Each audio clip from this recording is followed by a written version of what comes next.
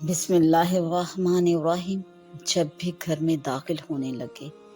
تو گھر میں داخل ہو کر سب سے پہلے سلام کرے،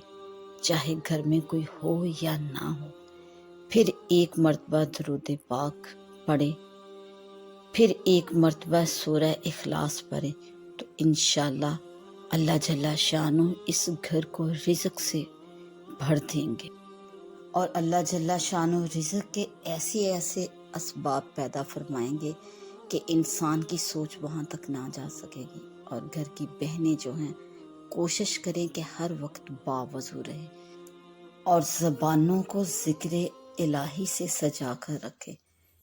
تاکہ اللہ جل شانہ ان کے اس عمل کو ان کے گھر میں ان کے رزق میں اضافے کا سبب بنائے۔